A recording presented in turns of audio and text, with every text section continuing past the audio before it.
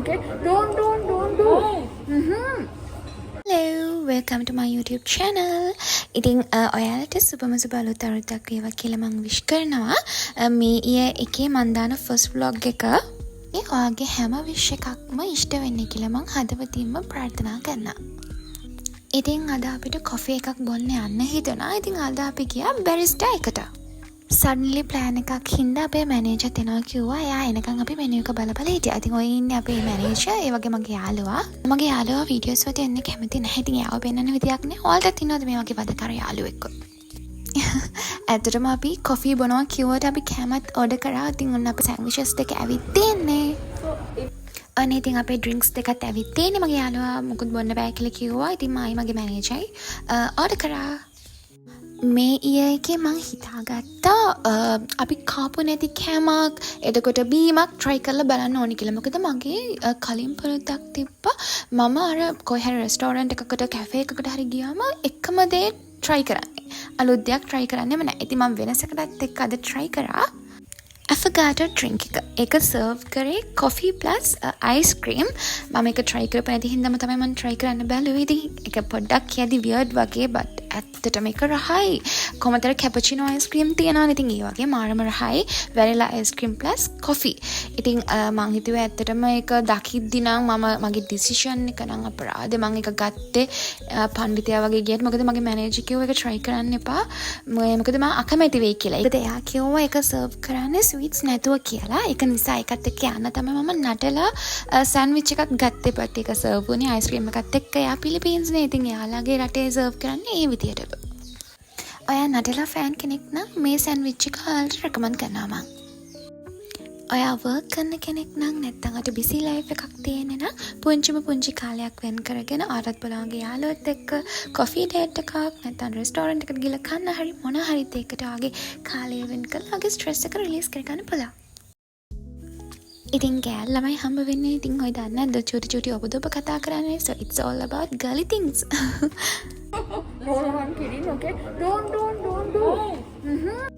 ඒ වගේම අපි තව සෑන්ඩ්විච් එකක් ඕඩර් කරා. ඒ තමයි honey roasted chicken එක. ඉතින් ඔයාලා බැරිස්ටා එකේ honey roasted chicken එක ගැන නම් ඉතින් කතා කරලා වැඩක් නැහැ. ඔයා කාපු නැති කෙනෙක් නම් අර පුළුවන් එක try කරන්න. මොකද good feeling එකක් තියෙන්නේ. හොඳට chicken තියෙනවා. ඉතින් ඔයාලට ඒක try කරලා බලන්න පුළුවන්. මම ඔගේ අලුත් දේවල් try කරලා බලන්න. මොකද බැරිස්ටා එක තියෙන අපේ ඔෆිස් එක ළඟ. ඉතින් අපිට හරි ලේසි ගිහිල්ලා කාලා බීලා එන්න. ඒ වගේම ඔයාලටත් ඔයාලගේ ඔෆිස් එකේ හොඳම යාළුවෙක් ඉන්නවා නම් එහෙම කෙනෙක්ව මගේ අරගන්න එපා. හරිම කලාතුරකින් තමයි ඔෆිස් එකේ යාළුවෝ හම්බ වෙන්නේ. ඉතින් ඔයාලත් විෂන් බෝඩ් එකක් හැදුවද මේ එකේ? මම නම් ඇත්තටම විෂන් බෝඩ් එකක් හැදුවේ නැහැ. මං කොහොමත් normally කරන්නේ පොතක ලියා ගන්න එක. මොකද මට විෂන් බෝඩ් එකක් හදන්න තරම් කම්මැලි. ඉස්සෙල්ලා විෂන් බෝඩ් එකේ දාගන්න ඕනේ කම්මැලිකම අතර ගන්න කියලා. මට කම්මැලි හින්දා ඉතින් මම පොතක නෝට් ඩවුන් කරගන්නවා. මම දන්න විදිහට විෂන් බෝඩ් එක කියන්නේ සමහරවිට මේක වැරදි වෙන්නත් පුළුවන්.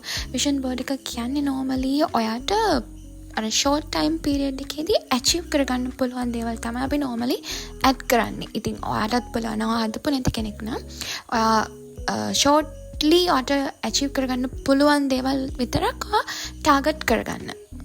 උදාහරණයක් ගත්තොත් මට මේ ඊයේ ෆෝන් එකක් ගන්න ඕනේ. ඒ කියන්නේ iPhone එකක් ගන්න ඕනේ. නැත්නම් YouTube channel එකක් මට create කරන්න ඕනේ. අන්න ඒ වගේ පොඩි achievements කරගන්න පුළුවන් achievements ඔය දාගන්න.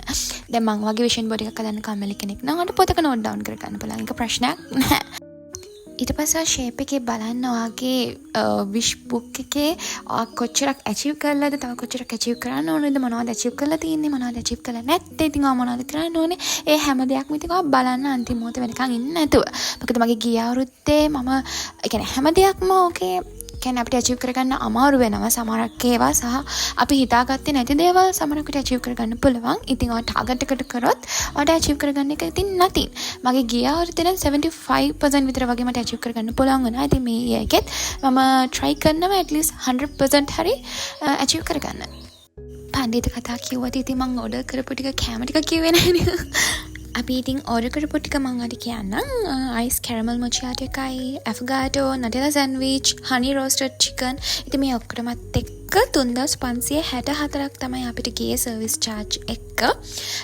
ඉතින් ඇත්තටම වර්ත්. ඉතින් 3 දෙනෙක් ගිහින්නේ 3 දෙනෙක්ට නිකන් එක්කෙනෙක්ට 1000ක් විතර වගේ තමයි ගිහින් තියෙන්නේ. ඉතින් මම අර කලින් කිව්වා වගේ ඉතින් ආට පුළුවන් වගේ යාළුවොත් එක්ක පොඩි වියදමක් කරලා ආට ස්ට්‍රෙස් එක රිලීස් කරගන්න. කොච්චර කතා කරාද කිව්වොත් අපිට යන ටයිම් එකවත් තේරුන්නේ නැහැ. ඒ තරම් අපිට කතා කරා, hina වුණා, ඔපදුප කියෙව්වා, ස්ට්‍රෙස් රිලීස් කරගත්ත ඒ දවසේ. ඉතින් ආටත් පුළුවන් නම් ඔයාගේ චූටි කාලේ වෙන් කරගෙන මේ විදිහට ඔයාගේ යාළුවොත් එක්ක එළියට ගිහලා එන්ජොයි කරන්න. ඉතින් කට්ටිය උපදාගෙන යන්නයි හදන්නේ.